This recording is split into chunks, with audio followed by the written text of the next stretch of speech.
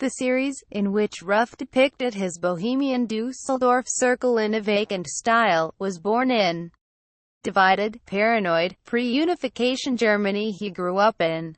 The images were a long way from the glossy photography of the era, and look as if they might have been pulled from a Stasi surveillance database. For Ruff, the theme of totalitarianism fed into both his work and daily life.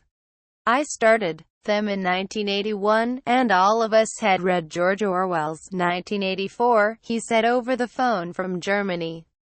In a way, my first portraits are a way of looking back into Big Brother's camera, the one that is always looking at you." Read Martin Schuller's honest celebrity portraits. But despite the success of the portraits and subsequent series with a similar aesthetic, Ruff has been taking his work in a new direction recently. He's moved away from taking people's photographs, looking instead to images from American magazines of the 50s and 60s, first focusing on news clippings about the space race and sci-fi, before moving to press photos of Golden Age Hollywood actresses, initially attracted to their strangeness or absurdity.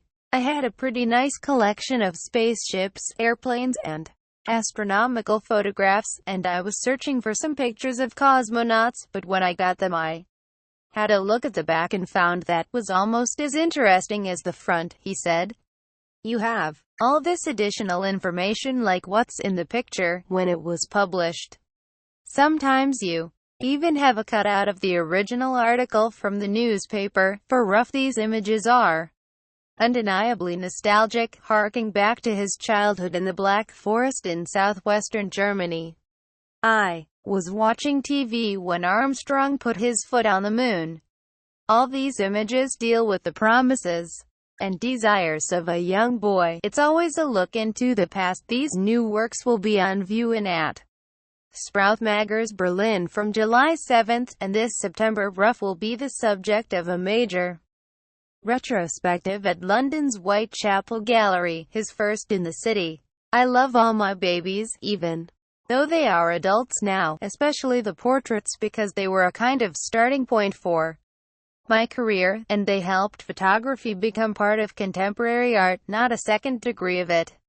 Where does he think photography sits in today's art world? Has it been truly accepted, or does it still feel like distant relative? "I think it's truly accepted now, but there's always waves.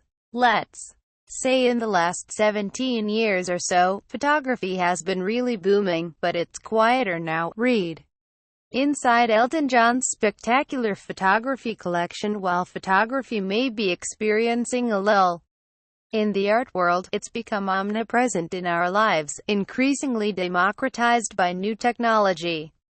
It's really strange that people want to stay in the present by taking photographs every hour to prove that they're alive, because when you're looking at a photograph you're always looking at the past, he said. "That's also why I prefer taking photographs to doing film.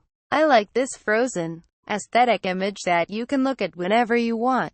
It's always a look back into the past." For a photographer who once shaped the future of his medium, the past clearly still has a lot to offer.